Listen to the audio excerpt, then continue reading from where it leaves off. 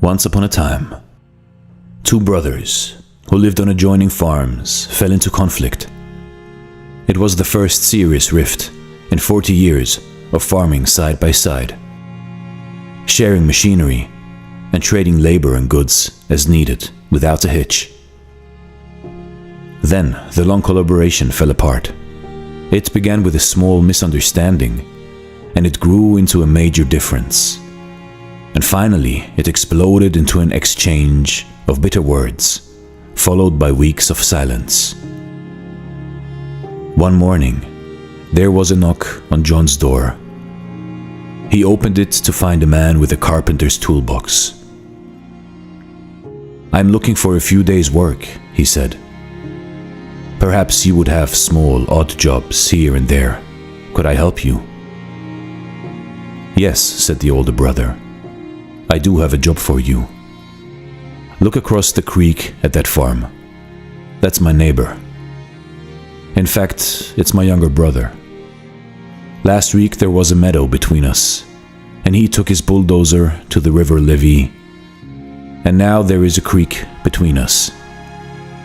Well, he may have done this to spite me, but I'll go him one better. See that pile of lumber curing by the barn? I want you to build me a fence, an 8-foot fence, so I won't need to see his place anymore.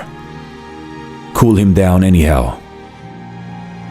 The carpenter said, "I think I understand the situation. Show me the nails and the post hole digger, and I'll be able to do a job that pleases you." The older brother had to go to town for supplies, so he helped the carpenter get the materials ready, and then he was off for the day. The carpenter worked hard all that day, measuring, sawing, and nailing. About sunset, when the farmer returned, the carpenter had just finished his job. The farmer's eyes opened wide, his jaw dropped. There was no fence there at all.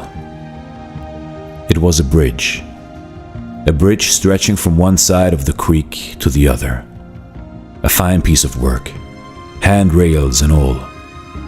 And the neighbor, his younger brother, was coming across, his hand outstretched. "You are quite a fellow to build this bridge after all I've said and done."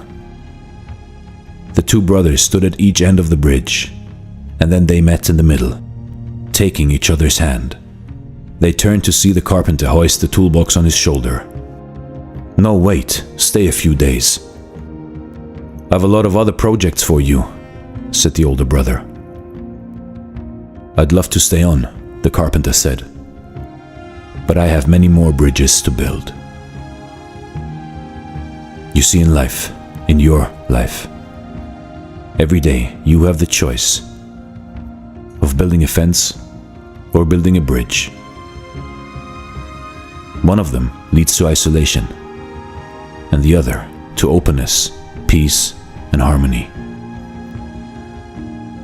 Life is short, so forgive quick and easy.